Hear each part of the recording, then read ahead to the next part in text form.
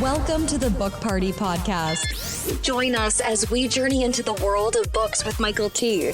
Prepare to be captivated by engaging interviews, insightful discussions, and fascinating stories.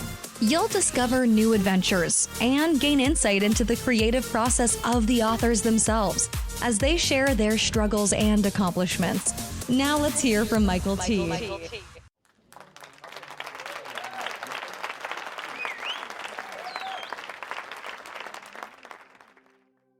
This is Michael T. Thank you for being with us this morning. To all our listeners, I would invite you to go to bookpartypodcast.com. That's bookpartypodcast.com. Hit that subscribe tab on top. Scroll down to the icon of your choice, where you can find us on one of your favorite platforms, such as Apple Podcasts, Spotify, Amazon Music, iHeartRadio, Odyssey. You can download and follow us there. And please don't forget to sign up for our newsletter and get the latest information on our upcoming shows. Today, I would like to introduce our guest, Kevin Coleman, and his novel, Jennifer's Vow. Kevin Coleman is a well-regarded Canadian author. Prior to his journey as a writer, Kevin spent a significant portion of his career as a consultant to large corporations and governments around the world, applying his expertise in technology and management.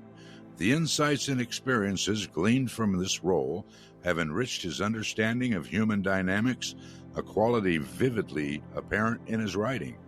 With his wide-ranging life experiences and global adventures, Kevin crafts characters of depth and realism set in authentic locales.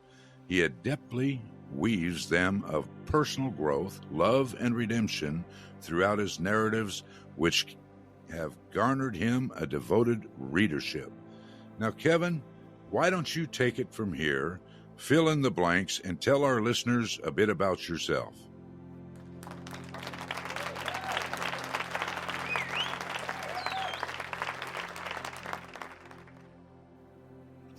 Oh, great. Thank you. Yeah. About myself, I've actually lived in many places in the world, as I said. My wife, Sue, and I have been married now for a little over almost 50 years. It'll be 50 years next year. Fantastic. And during that time, I worked with Procter & Gamble for many years. And during that time, I spent time in Japan, looking after all of the Asia-Pacific countries, and then also in Belgium, where my territory was Central Eastern Europe, Middle East, and Africa, looking after technology in those countries. So all the way from Moscow down to Johannesburg. And in the course of my career, I think I've visited over 34 countries at someone else's expense, which is the best way to see the world, I always think. That's always the best way. Yeah. And I started writing novels about 8 years ago, when I started to write my first novel. Oh, also we have two sons, two grown sons. They're both in their 40s now, and two grandsons. The first one's just finished his first year of university, and the second one is about to go into grade 11 in high school. So the family is all growing up pretty rapidly. We live on the north shore of Lake Ontario, just outside Toronto. So I'm a Canadian, and as it said in the bio, I'm a Canadian author. Okay.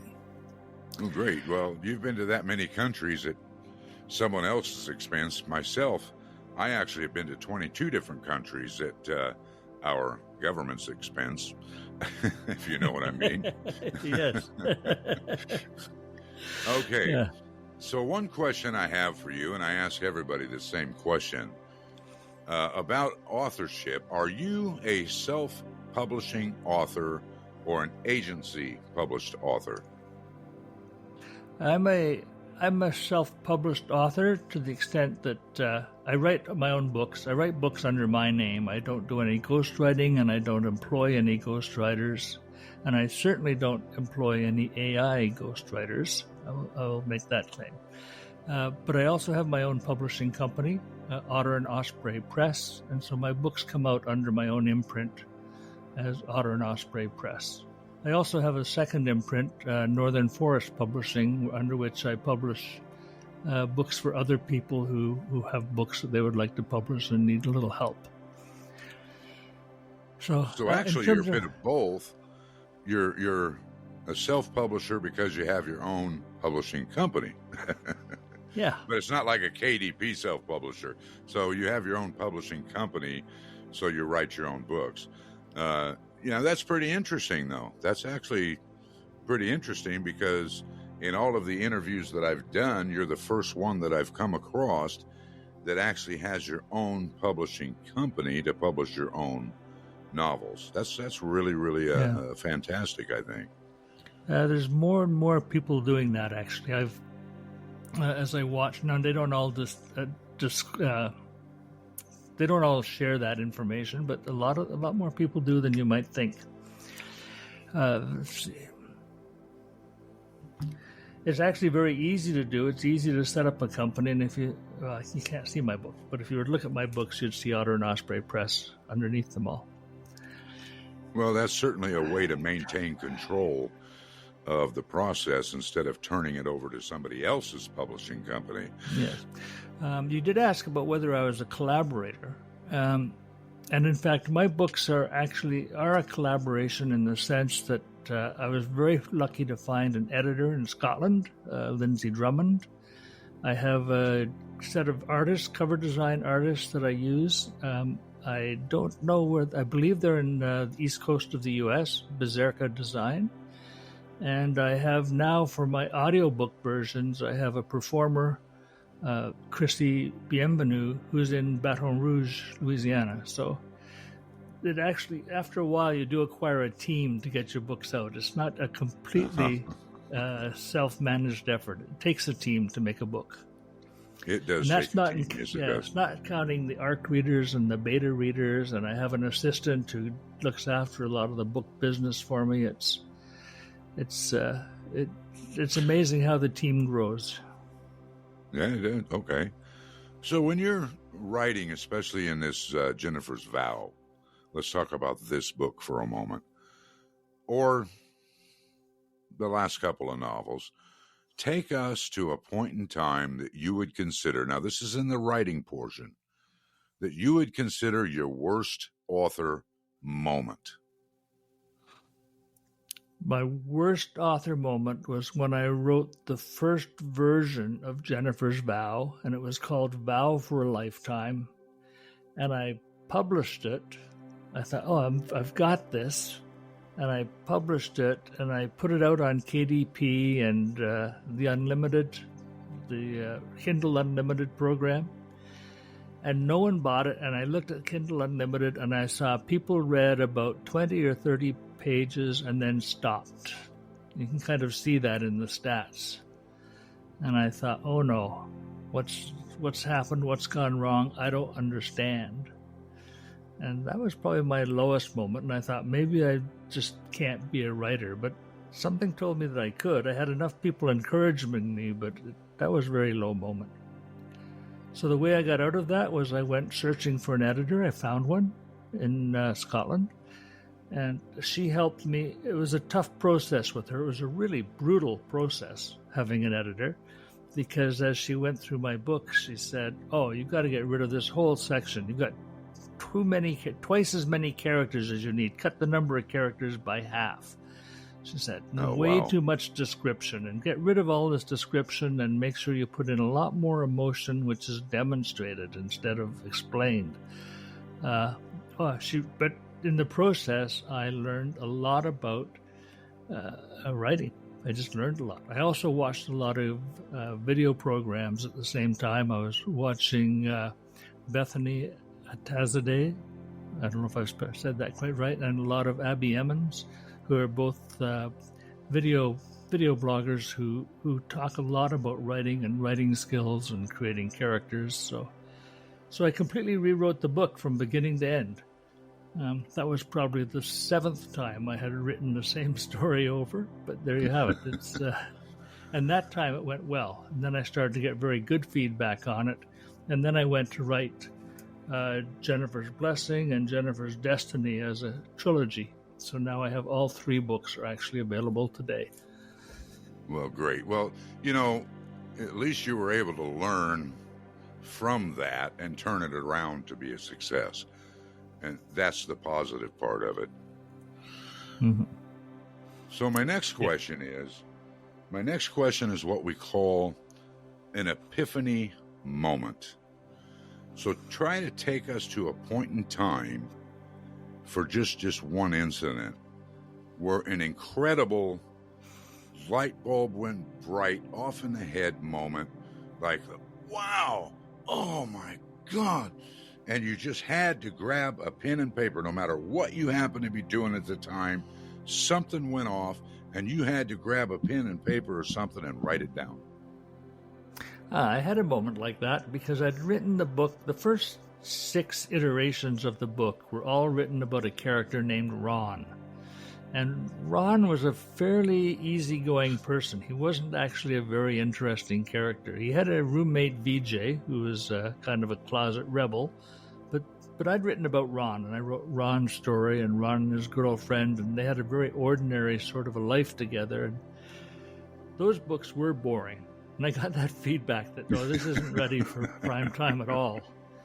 And I thought, what do I do? Because I've written this book, and then all of a sudden I had one of those light bulb moments about, wait a minute, I'm writing about the wrong character. I should be writing about the roommate, VJ. And if you look at my books, you'll see on the cover of VJ Subramanian is on the cover of every book, and he's actually Ron's roommate. And Ron now is a fairly minor character in the books. And then VJ, and I got reading VJ, and I thought, well, VJ needs a partner now. He doesn't have a girlfriend, he's not married, he's actually a very introverted sort of a guy. And when I'd written the books on Ron had gone to see a play at the theater where VJ worked, and he talked about going in and going to the will call booth where there was a young lady in a green dress who gave him an envelope with his name written in childish letters. That was all it said, really. That was all it said. And I thought, maybe she could be the partner for VJ. And so I thought, well, why would she be there in the will call booth? And why would her writing be so childish? And out of that, when I really thought about her backstory, and I gave her a name, I named her Jennifer. And now today, the books are really Jennifer's Vow, Jennifer's Blessing, Jennifer's Destiny. The girl who was in the will call booth, just described as a young lady in a green dress, has now become the center of all the novels. It's a very strange process. Sometimes your characters actually take over and tell you the story, and it's all you can do to write it down. Okay. All right. So let's talk about today. Today, right now, what is the one thing that you are the most fired up about, excited about right now, today? Well, today I have several things I'm really excited about. I'm really excited because libraries have been accepting my book and adding it to their collection. That's very exciting because you have to get past a number of hurdles before a library will take an author-promoted book. I'm very excited that my large print books are just about to come out. So I've done all the work for that, and they should be published in the next week. That's very, very new.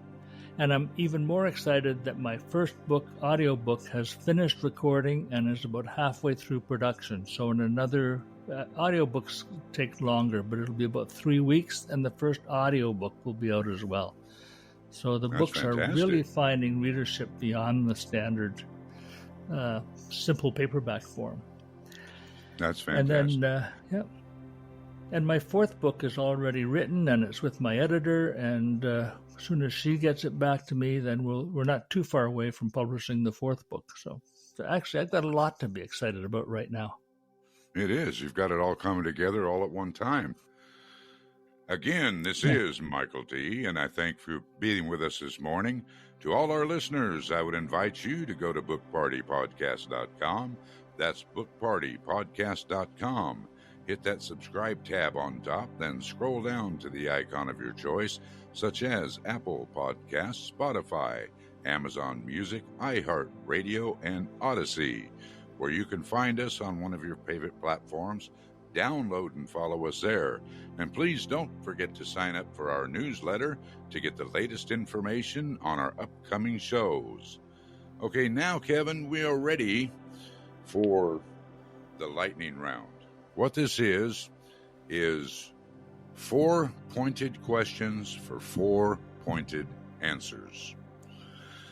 So before you ever started writing, because you traveled the world, you did a lot of pretty good stuff in faraway places, but what was holding you back from becoming an author in the first place?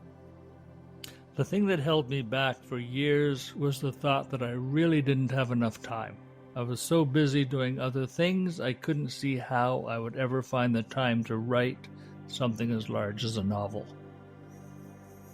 Okay. So when in your writing, what was the best advice you had ever received? I think the best advice I ever received was to write something every day. Find some time, even if some days you only write 300 or 400 words, write them. And if you've got a day when you can write 1,500 words, write that. But write something every day. And it's amazing how quickly you end up with a book. It's no more complicated than that. Okay. Share with us one of your personal habits that contributes to your success. I think it's the same thing. Every morning when I get up, the first 90 minutes of my day is devoted to my books. I still do some consulting work and I still have other things going on, but when I get up, my wife knows I make myself a coffee, and for the next 90 minutes, I'm in my office doing my books, either writing or promoting. Okay. That's probably the biggest thing. It seems that it's more important to do it regularly than the amount of time is not as important as the habit of every day. Make that a part of your day. Yeah. Yeah, consistency. Okay. Well, share with our listeners one internet resource that you use as a writer. An internet resource? The internet resource that has made the biggest difference to me in writing has been Sarah Cannon and her Publish and Thrive website and her Publish and Thrive course. It was just outstanding. So that's probably the main internet resource I go to. I also go to Reddit and follow the Reddit self-published authors site where I get a lot of information. But the biggest one is Sarah Cannon. Okay. All right, Kevin, we're now going to enter into the grand finale part of our talk today. And in this grand finale, what I would like you to do is maybe tell our listeners a couple ways they might be able to follow you, maybe get in touch with you, ask a question here and there, how they can find your books, but maybe the most important thing here is go ahead and talk about your novel, talk about the trilogy, and, just let everybody know about that novel and about the trilogy. The floor is yours. Okay, great. Thank you. Yes, the novel, the 3 novels, Jennifer's Vow, Jennifer's Blessing, and Jennifer's Destiny, track the journey of a young woman who's identified by Gaia, who's the Mother Earth or the Earth Mother, and this is the fantasy theme in the novels, to be her representative. And because Gaia is not particularly happy in the books. I'm not going to go back into why that is, but it has to do with the rise of technology suddenly providing an awakening for Gaia. At the same time, there's an AI component in that the AIs, these books are set 15, 20 years in the future. There's an AI who's awoken but hasn't declared himself. He's kind of hidden in the web of the internet and all of the computing things that are going on. And he's awoken. And so he's and he understands that Jennifer's been chosen, and he tries to move her into a protected place and sets her up with VJ. And the rationale for that is that VJ is told that he's got to lead a new rebellion against the current unfairness of a situation where unemployment is running rampant and people can't afford to live. So those are the forces that are set up, and then the stories are the stories of these two learning to love each other, which is not easy. Jennifer's past was that she was a sex worker, so she's got a lot to let go of as she moves into this new life. And Vijay is a novice. He's naive. Even though he's 30, he's had no experience at all, and so he doesn't even know how to be in a relationship. So you throw these people together by force and then watch them as they try and find their way towards a relationship. So that's what the books are about. The best way to connect with me is through my website at kevincolemanauthor.com. Again, that's kevincolemanauthor.com. And my email address is kevin@kevincolemanauthor.com. You can also reach my assistant at admin@kevincolemanauthor.com. If you go there, you'll find links to all of the books. The books are available on virtually every platform. They're published very widely. They're published on all the major platforms and a lot of minor platforms. They're published on all the library platforms. So you can find my books anywhere online. Sounds absolutely fantastic. Kevin, we thank you so much for being here with us today and opening up to us. I'm sure our listeners appreciate that too. Again, this is Michael T. Thank you for being with us this morning. To all our listeners, we invite you to go to bookpartypodcast.com. That's bookpartypodcast.com. Hit that subscribe tab on top, then scroll down to the icon of your choice, where you can find us on one of your favorite platforms, such as Apple Podcasts, Spotify, Amazon Music, iHeartRadio, and Odyssey, where you can download and follow us there. Please don't forget to sign up for our newsletter and get the latest information of our upcoming shows. Book Party Podcast is owned and powered by MTM Legacy Publishing, LLC. This is Michael T. and signing off. You must not miss our next episode as we delve into a world of inspiration, entertainment, and thought-provoking insights. Join Michael T. on the next Book Party Podcast and experience a new adventure, a new story, and a complete immersion into the world of Pages Unveiled, Chronicles of the Writing Journey.